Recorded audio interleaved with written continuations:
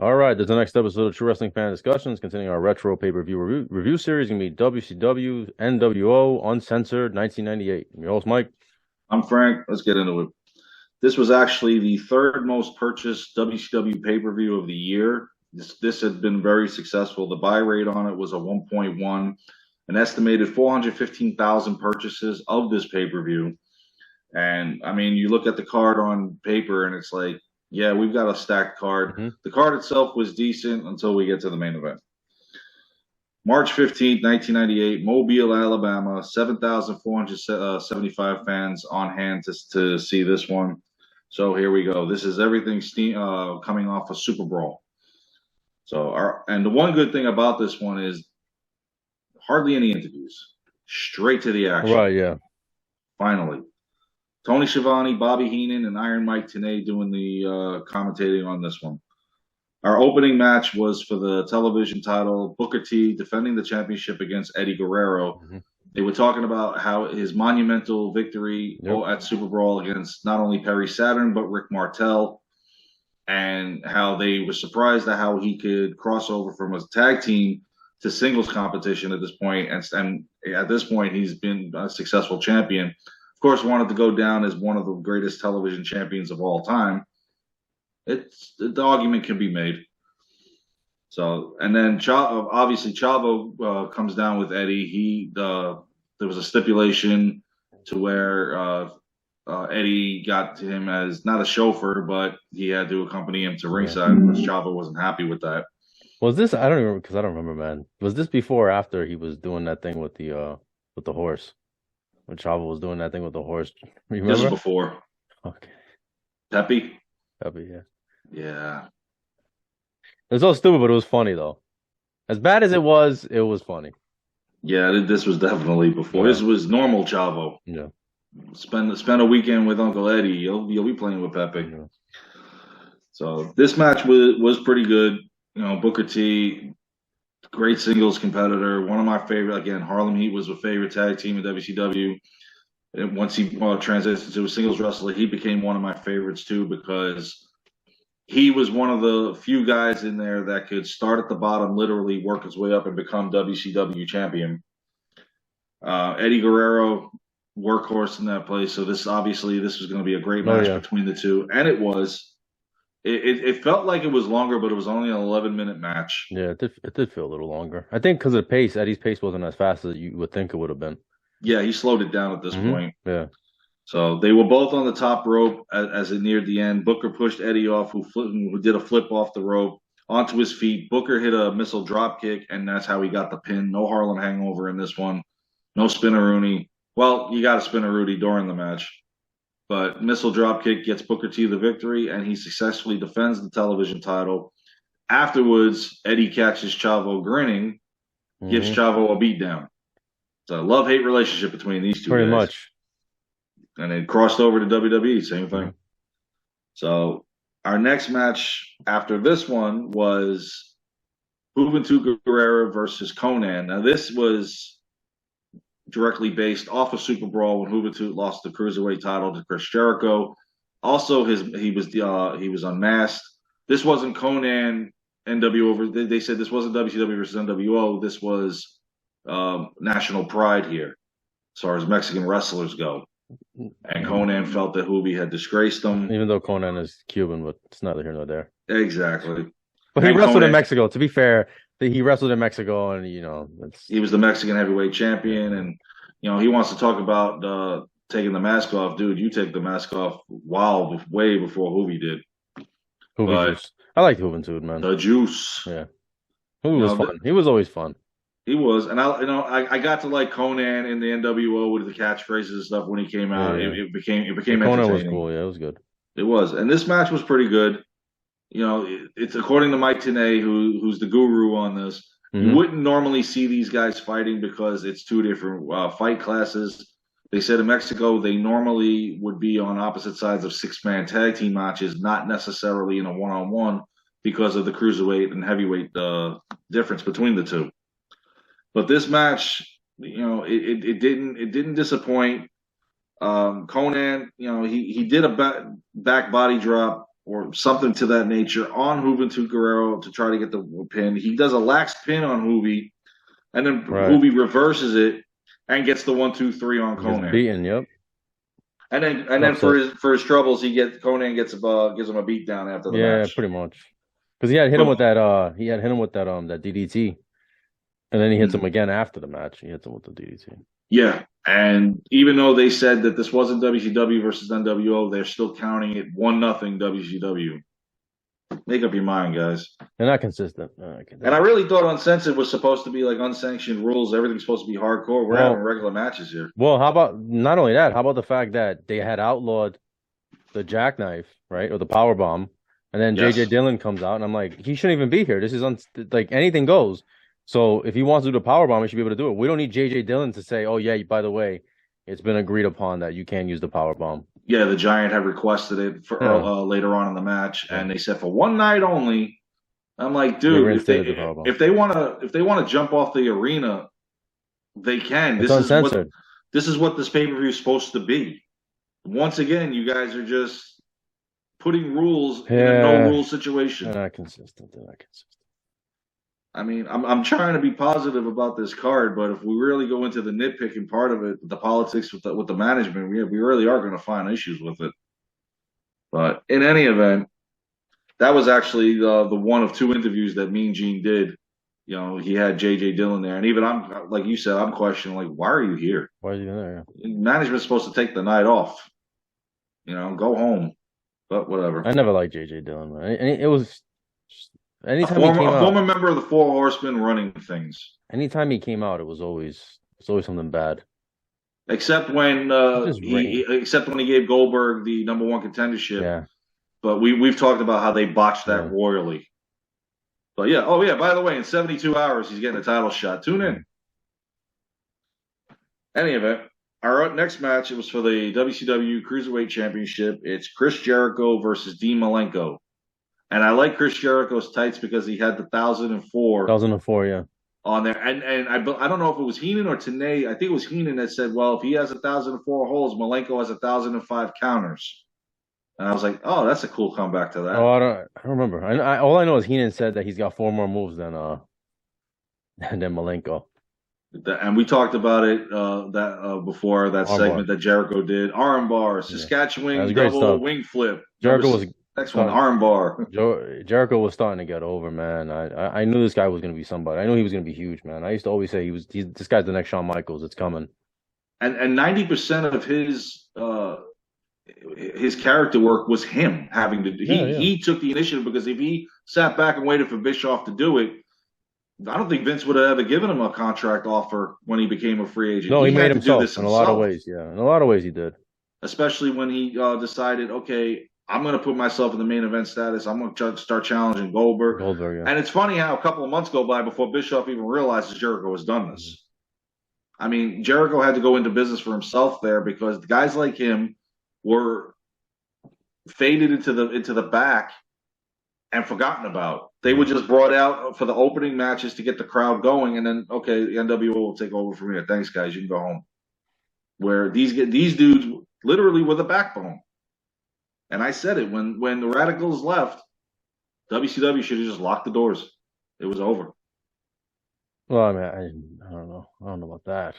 Four guys that were the backbone of their matches: Milenko, Guerrero, Benoit, Saturn. Not Saturn, but the other three. I mean, these guys were the workhorses on every pay-per-view, every Nitro, getting the crowd into it. Yeah, so that no, you could be bored by Sting, Hogan, Savage, and Nash, and all of them. Yeah, I'm not trying to. They had a lot more problems than losing those guys. I agree, but a lot more. That was if you list the top 5 reasons why WCW is out of business, in the top 3 has got to be these guys leaving. They were already on the way down, though. It wasn't, they were already. The ship was already. We said that when Finger Poke of Doom was probably where the iceberg hit the Titanic. Yeah. So. And it just kept going from there, but saying these guys, leaving hurt them. Yeah, I think it did. Yeah, Milenko was boring though, man. He was a good wrestler. He was boring. He was bland. No mic skills. He had. And he was a midget. He was a midget. And he was the U.S. champion, never given a WCW title shot. He did, yeah. So, I mean, the guy could wrestle though. We got to give him that. Yeah. But nobody was tuning in to see Dean Malenko. I certainly wasn't. No, I got to agree. That's why they call him Iceman D. Malenko. I did like his theme song though. Yeah. Did like his theme song. Yeah. It was pretty It fit cool. him. It fit him. You know. But and I'll get to it in a minute. But I love how Mean Gene is interviewing him after this match, and I'm like, bro, he doesn't do interviews. What are you doing? But in any event, the match itself was pretty good. You got the high flying stuff between these two guys. He puts Milenko in the Lion Tamer, and now Malenko's lost yet again. And this was a storyline that they did for several months, and then Milenko finally came back on one of the pay-per-views and won a battle royal to get the contendership. But Mean Gene passes Jericho. Jericho thinks he's going to get interviewed. Mean Gene just passes him and goes into the ring to confront Dean Malenko. Now, Mean Gene he didn't hold nothing back in this one. And it was like heel. It was like a heel promo. Exactly, and I really liked it because if he's trying to light a fire under Milenko, this should have done it. And he tells him, "You've lost at Starrcade. You lost to Sold Out. You lost to Super Brawl, and now tonight." He called him a bona fide loser. Bona fide loser, yeah. Malenko should have whipped his ass. Yes, I'm thinking, Jesus, Mean Gene's getting his ass kicked tonight. It's uncensored. He says, "Where do you go from here?" And he says, "Home." Yeah. What? See ya. And I think he just retired. Like he took his ball and went home. Yeah. But little did we know that nobody cared. But unlike when Austin did, unfortunately, nobody cared on this one. You're right. And Malenko doesn't get the credit. All right. I'm gonna stop shitting on Malenko, man. He's a good worker. I don't know, man. I'm like Kevin Nash. What's wrong with you? No, Kevin Nash used to call those guys the vanilla midgets, right? Referring to Malenko and a couple other people, the vanilla midgets. But yet those guys would show up and deliver every I think it was Nash, right? Nash? I think it was Nash. Wouldn't surprise me. It sounds like something he'd say. Yeah. But I mean, without Malera, okay. Without Milenko, Jericho, Guerrero. No, I love Jericho. I love Guerrero. I'm just Milenko. I know. You're not a Malenko fan. You're not. Just like Jeff Jarrett. Just like I don't care for Jeff, but for other reasons. Oh, the hell with Jeff Jarrett. Yeah. For other reasons, because Jeff Jarrett actually tried, to be cool and try to be charismatic, whereas Milenko was just, stone faced, did his wrestling, and that was it. That was his character, and he didn't do interviews. Yeah. So why do you put a microphone in front of him? Well, anyway. Exactly. Moving on. Our next match, and I don't agree with this match at all, was Lex Luger versus Scott Steiner.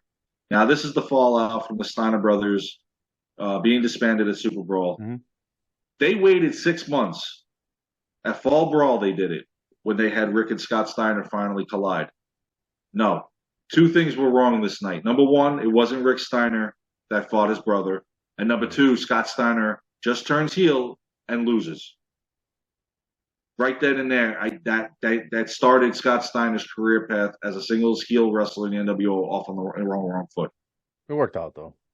It did. It did work out. But I really believe they dropped the ball once again with the Steiner feud because this should have been the night that Rick and Scott fought. I don't know why Luger and Rick shows up. The bigger star. I guess at that point Luger was the bigger star. But yeah, you're right. Kind of missed But because he turned on his brother, he should have at Uncensored. This should have been a no disqualification match. Luger's but not for nothing. Luger's kind of underrated. Like in his second WCW run through 95, he is because Bischoff didn't like him. He's underrated. He actually but Bischoff eventually paid him though. After that initial contract, he picked out a lot of money.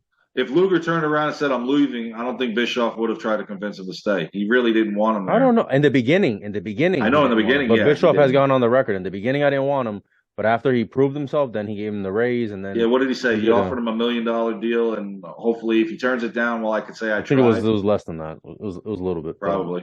I remember the numbers at the top. But yeah, he actually accepted it. Yeah, brought him in.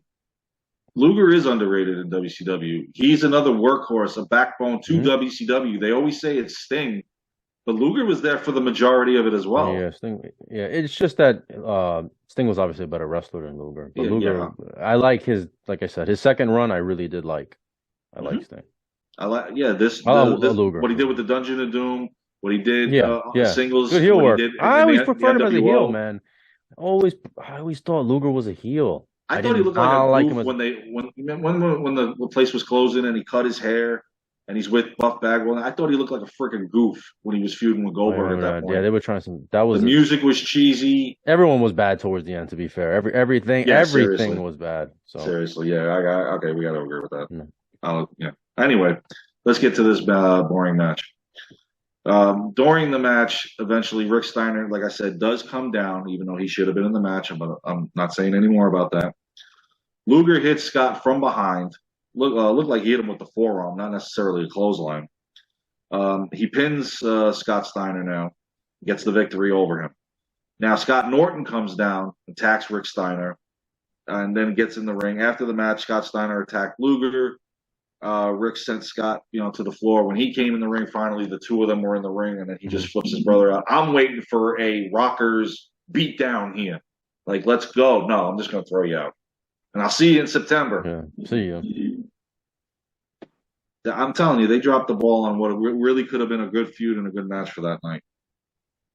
So, next on the card was a really good match. I enjoyed this feud. It was a triple threat match for the United States Championship. It was Diamond Dallas Page defending against not only Chris Benoit, but Raven. And this was a really good feud between DDP and Raven. Oh, yeah. He's coming off of, don't say it sarcastically, it really was. No, it was. Okay. Not sarcastic. No, Raven was good in WCW. He a lot better than he was in WWE. Yeah, 100%. And I didn't think these ECW guys were going to get a shot. No, but they really were behind him, especially with doing the flock. Yeah. And the no disqualification matches, and these three guys getting in the ring. What about Raven? He always tore the house down. I still love when he used to do that. But what about Raven? Yeah, I'm telling you, man. WWE missed their opportunity with him when he came in. Johnny Polo. Oh Jesus. Oh, and don't forget Johnny Flamingo. Scotty Flamingo. Scotty Flamingo. The Cruiserweight. Oh, Jesus Christ. That was his first run in WCW. Then, Johnny Polo is the Quebecers manager. Yeah, okay. Then all of a sudden, he's this dark guy that grew up rich but never understood it, and he was the outcast, Raven. I'm okay, buddy. I'm telling you, we'll start watching ECW. You'll love the storylines. You really will, especially with Raven. But, during this match, they show Raven's flock is down there. You got Hammer, Reese, Loki with the painted-on tie. They're like, hey, it's Sunday, and Loki's wearing a tie. Or Lodi, rather. I'm sorry, Lodi. Lodi. And then, of course, you got, Billy Kidman over there. Looks like he's got fleas because he's always freaking scratching and shit. That freaked me out. That made me itch when I looked at him. But, you had the Ravens flock. Stevie Richards wasn't there yet. But this match was pretty good. It was hardcore. Not hardcore crap like they would give later on when they brought in the hardcore title, but this was pretty good. They bring in that sign that happens to be the stop sign. Mm-hmm. I mean, this match, I really did like this match. Page hits the diamond cut. This was the only problem. They botched this. The table didn't break. And it flipped over. He does the diamond cutter off the top rope onto a table that just falls over. Right, it just falls over. Yeah. And he gets the pin on Raven. Benoit is pissed, but he still has the mutual respect for Diamond Dallas Page. He helps him up. I thought he was going to clothesline him again. I really thought that was coming. But again, really good feud between these three guys for the U.S. title. Almost as good as when they did the Best of 7 series between Booker and Benoit. Mm-hmm. That was good stuff. DDP as United States champion. Over, yeah. He's over. Really was good, yes. Well, it helped the year before feuding with Savage. Yep. So now we go on to our next contest. Oh, boy. You got the Giant and Kevin Nash. Yeah. The Battle of the Giants. The backstory where Kevin Nash powerbombed him and dropped him on his head. Well, yeah, he did it on, was it Nitro or Thunder? I forgot which one. He brought him up, but he couldn't hold him. He couldn't hold him, yeah. It was by accident. He dropped him on the back of his head. I believe it was on Nitro. Yeah, Kevin Nash gave an interview and he explained how it happened. Like, he told the Giant, he had gained a lot of weight too. Like, it wasn't like a couple years prior. He's like, dude, you gained a lot of weight. I can't get you up. Like, he was up to 49, he said at this point. Yeah, he's like, no, you can do it. And so he's like, all right. He went up and he's like, he didn't even jump into it. He thought just he was gonna had him do it. Nash said he thought he was gonna basically blow his back out, and he's like, well, it was either me or him, so I'm a selfish son of a bitch, and he just dropped him on his head. Luckily, he didn't hold him. God, yeah, he's lucky. He could have been severely hurt. It was just like a neck sprain or something. But he had the neck brace. The power bomb is outlawed until tonight. Yeah. So. One night only. It's reinstated, which I don't even think we got it. I don't remember seeing one. No, there was no powerbomb in this match. No. Well, this was a 6.5 minute shit fest. Pretty much. It really Nash was was funny though. Nash was doing funny stuff in the match though. He was not as funny as Scott Hall does later on, but yeah, he's throwing the punches, throwing the kick. Oh yeah, he's trying to be Mr. Kung Fu guy. There. Nash was funny, man. Nash was funny. He was Big Sexy the Giant Killer at this point. And so this match just was not flamboyant, not anything. I just was like, okay, when's the ending gonna come? Yeah. And it does by DQ. The Giant wins because Bryan Adams comes out with a baseball bat.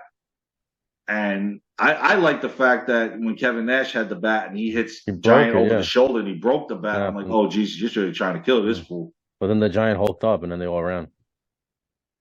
Yeah, but again, Giant was trying to, like Jericho, Giant was trying to go into business for himself at this point to build himself up, and Bischoff shot it down, and that's when he knew, all right, I got to get out of here. Well, he rejoined the NWO after this.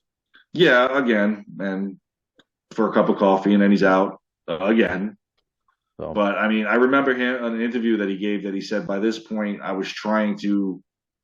He goes, I didn't go to the bookers, I didn't go to management. I did it myself to try to elevate myself. But it's really, not to defend Bischoff. It's very, very difficult. A guy that big, that strong, like to get sympathy on him because he's just so much bigger than everybody else. So it's hard for people. Seriously, there's no underdog like you can build a story because you look at him and you're like, oh, he'll just destroy everybody. He's never the underdog, right? He's never the underdog, and he wasn't great on the mic, Not so. Really. I mean, he goes to WWF, and I don't want to get into a tangent on Paul White, Big Show, but I didn't think he ever became this superstar. That his first few months were really like Jericho's. They were a stink fest. No, I really thought Vince was going to fire him. Yeah, he didn't catch on with the fans. So I don't blame Bischoff for him. I don't blame Bischoff, but the match took a while for the Big Show to. Click in WWE. I don't know. I don't think he ever. I don't ever. I mean, he was good. Do I say that he was multiple time champion? Good? No. So, but he had his moments. I think they put the title on him too fast when they got him. That's just me. Yeah. But I know how you feel about him. Yeah. But anyway, moving on to our next match, which I was actually very looking forward to, was Bret the Hitman Hart. Rekindling his youth in WWE here in WCW, now fighting Curt Hennig. He just come out. He fought Flair. He fought Luger. Yeah. So, of course, we're going to fight Curt Hennig. And Rick Rude is in his corner. Exactly. This is a WWF reunion. Seriously. Yeah. And I love the fact that they mentioned that Bret won a championship off of Curt Hennig in the summer of '91. Mm-hmm. And Bobby goes, yeah, I was there. He goes, were you managing him? He goes, no, I was calling the match. Yeah.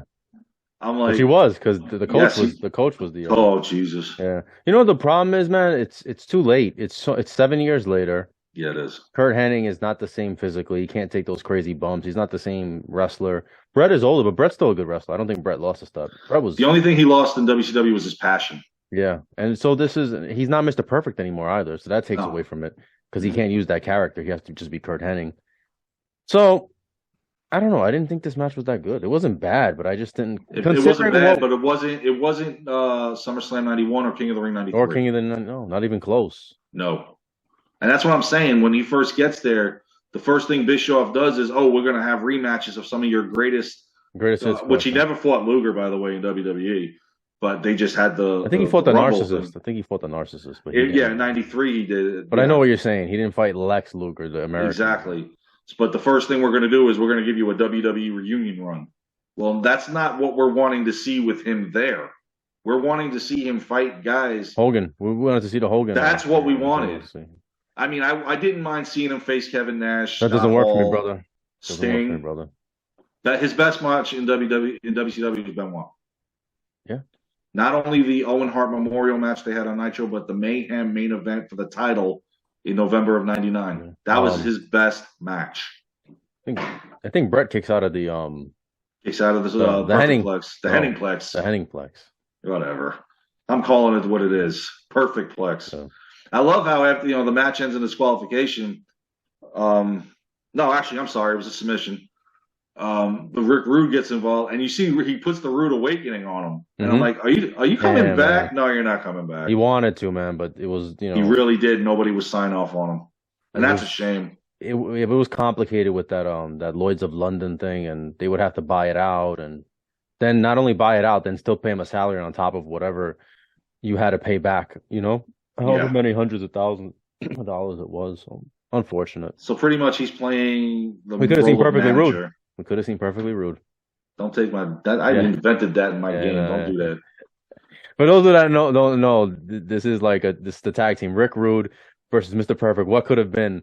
What a tremendous tag team that could have been. Perfectly rude. Yeah. So I did it. I think it was in the SmackDown versus Raw '06. I created the two of them, and I made the tag team. And then, of course, the one I still play to this day, the 2K19. They're both in it, yeah.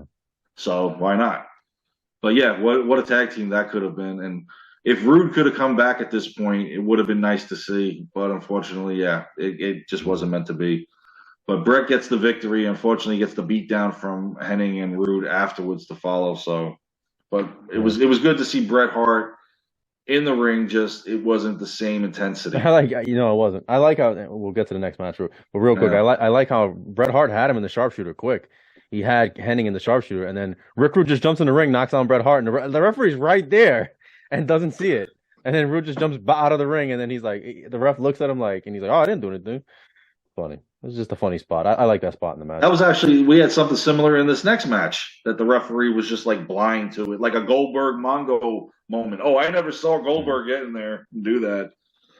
For the WCW Championship, it was Sting versus Scott Hall, the winner of the World War III 60-man battle royal in NWO faction. He finally gets his title shot, and it was good to see Scott Hall get a WCW Championship shot.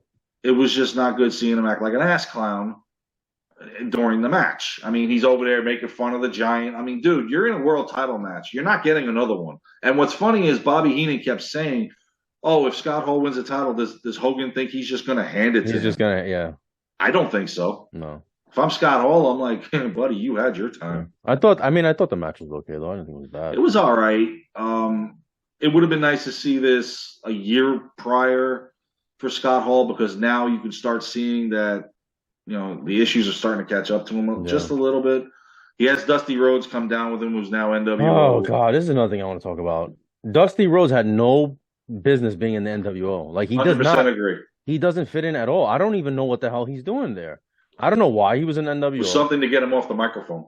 But it was terrible. He looked completely out of place with this, and he was trying to act like he was down with NWO, and all of a sudden he's a bad guy. Yeah, it was. That goes to tell you that you can't just because there's this myth that you could just throw an NWO shirt on anybody and it'll work. They'll just get over. No, there were quite a few NWO members that didn't deserve to wear the NWO. Yeah, shirt. But this one doesn't. I mean, nothing against Dusty Rhodes is a legend. I'm saying in the NWO, it didn't work. No, not at all. And what's funny, like I mentioned, as far as the ref being oblivious, Dusty goes into the ring and drops an elbow drop on Sting, and the ref is like, pays no mind to it. Like, I didn't hear that. And, because Dusty tries to do it again, and, Sting is made aware of it and stuff. And, I mean, the ref was down. Hall tried to use an object again to hit Sting. So he goes for the outsider's edge. He reverses his Scorpion Death Drop, gets the pin. Sting's still the champion. And that's it. Scott Hall's not going to get another title shot. WCW champion Sting is not in the main event. Exactly. Which is But you know who's in the main event. Of course he is. And the main event is a steel cage match, once again with these guys. The Mega Powers explode once more. So this was Man Randy Savage versus Hollywood Hulk Hogan. They kept saying that this was the winner would be running the NWO. The winner, according to Michael Buffer, would be the kingpin of the NWO. Yeah, I like that. I was like, kingpin. Anyway, but this is right before the Wolfpack. So they're starting. The fracturing is starting. They're about to split up. So they're teasing it. Macho Man and him had beef going back a little bit. Macho Man wanted to be the leader of the NWO. I didn't mind this feud. I don't mind. No, it was good. The feud. It was the ending fine. was cheesy. Leading up to it was actually pretty good. The tag team Yeah. matches against each other, and him just Macho Man not giving a damn. It was good. It was good. It was just the match wasn't. Yeah, and then the match itself was shit. They Steel cage match. Hogan gets busted open. Savage gets busted open. Also the problem with this match is, and I've said it before, their cage, the chain link was too thick. So if you got that camera, you can't see in there. Yeah, messed up unless you got an up close view of it. That's true. The chain link was too thick. It was too thick. You're right. So how about the Macho Man's double axe handle off the top of the cage? And I've said this before. I think it was a Halloween Havoc when these two fought. When Savage went off again, I'm like, how is this guy? I thought he was gonna blow his knee out when he did that. Exactly. Yes, I thought when he came down, boom, exploded. He didn't do the elbow drop this time, but he had done it. He was gonna try. But what's up with these cage matches in Hogan? Piper had a cage match with him, and now Macho Man's having a cage match with him. And then they said something about Piper had got nerve damage from their cage match. Did he? I don't know about that. That's what they were referring. Could have been storyline. Who knows? But yeah, they always want Hogan in a cage. Like that's going to keep people out. That video package was good too. The video package showing them before they fought. What did he said? Hogan said, "I'm going to kick you out of the NWO or something," and then Macho Man says, "That's exactly what isn't going to happen." And Macho Man was like in the wrap. It was good. It was good stuff. But I mean, the match just was. The match was The ending was stinkfest. The Disciple. The Disciple comes out. For those who don't know, Beefcake. This is Booty Man, Zodiac, Brother Brood Eye, whatever you want to call him. The Butcher, the Man of 1,000 Names, the Man with No Name. Was it 1,000? It was No Name. The Man with No Name, right? The Man with No Name. I don't know. I'm thinking 1,000 Names. Yeah, it was the Man with No Name. Well, he's got both. Yeah. I mean, damn, you could make up a shirt and put them all on the back. Yeah, Disciple comes out. He's able to open up the cage. He goes in. He stops Macho Man from destroying Hogan, and then it's Sting.